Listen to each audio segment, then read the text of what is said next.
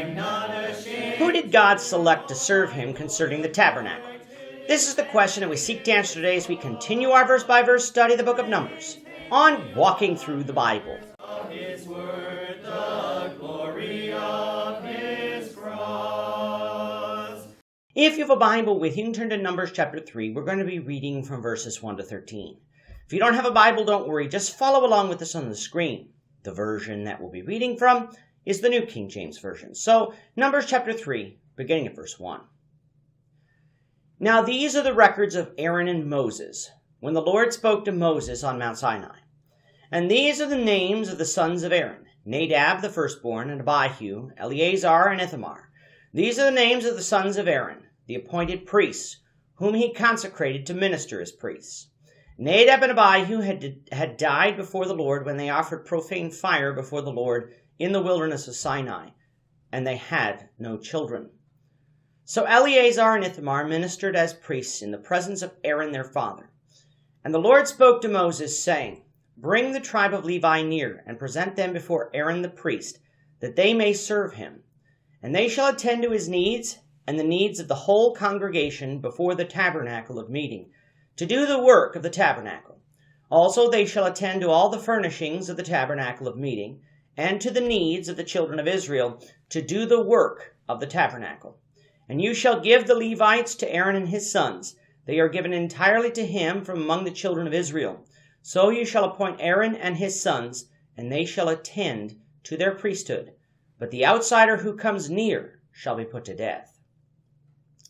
Then the Lord spoke to Moses, saying, Now behold, I myself have taken the Levites from among the children of Israel, instead of every firstborn who opens the womb among the children of Israel. Therefore the Levites shall be mine, because all the firstborn are mine. On the day that I struck all the firstborn in the land of Egypt, I sanctified to myself all the firstborn of Israel, both man and beast. They shall be mine. I am the Lord. Thus far in Numbers, we have seen a census of all males who are able to go to war. The tribe of Levi was excluded from this census, as well as women and children under the age of 20, for they were not going to go to war. We've also seen the organization of the camp of Israel around the tabernacle, and in what order they were to march. The next two chapters have to deal with what the Levites would do in the service of God. We begin with the priests themselves, the house of Aaron. Aaron was the first high priest of Israel, and he had 4 sons, Nadab, Abihu, Eleazar, and Ithamar, who would act as regular priests, as it were. Now we know from our study of Leviticus that Nadab and Abihu were killed by the Lord for offering strange fire before the Lord, an event that had already happened by the time we get to Numbers 3. We also learn that the two had no children, meaning that only 3 people were able to act as priests, those 3 being Aaron, Eleazar, and Ithamar. Now that number would increase over time as Eleazar's and Ithamar's children became of age to serve in the tabernacle, but at that moment the number was small. Seeing as how the priests would be involved in the sacrificing and offerings of the tabernacle, there were too few of them to attend to the other needs of the tabernacle. So God commanded Moses to bring the entire tribe of Levi before him so that they could fulfill the needs of the tabernacle and the needs of the congregation concerning the tabernacle. Later on in this chapter, as well as chapter 4, it will spell out those responsibilities, so we'll leave further comment until then. Now, why was the tribe of Levi chosen for this duty and not another tribe like Dan, Judah, or Ephraim? Some conclude that it was because of what the tribe of Levi did in Exodus 32 concerning coming to the Lord's side following the incident of the golden calf. Others conclude it was based on Jacob's final words to his son in Genesis 49.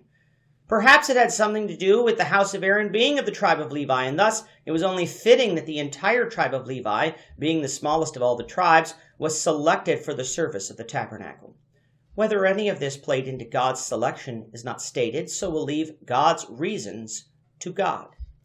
Verses 11 to 13 should remind us of something we study in Exodus, namely Exodus 13 verses 1 and 2, which says, Then the Lord spoke to Moses, saying, Consecrate to me all the firstborn, whatever opens the womb among the children of Israel, both of man and beast, it is mine. God saved the firstborn of the children of Israel instead of killing them, like he did with the Egyptian firstborn, when he passed over those houses that had the blood of the lamb on the doorposts and lintels. Therefore, all the firstborns were dedicated to the service of the Lord. Later on in Exodus 13, we found out that the firstborn was to be redeemed instead of sacrificed to the Lord like the firstborn of the animals were. The fact remained that the firstborns were still dedicated as holy to the Lord, something we saw was true even in Jesus' day in the book of Luke. However, for the purposes of serving the Lord in the tabernacle, the Lord selected the Levites instead of the firstborn from among Israel. So as we'll see later in this chapter and later on in this book, the firstborn sons among Israel would simply have to be redeemed for a price. With that, our time is up for today. The Lord willing, we hope you'll join us for tomorrow's discussion of Numbers chapter 3, verses 14 to 26, as we continue our walk through the Bible, one verse at a time. Thank you for watching today's episode.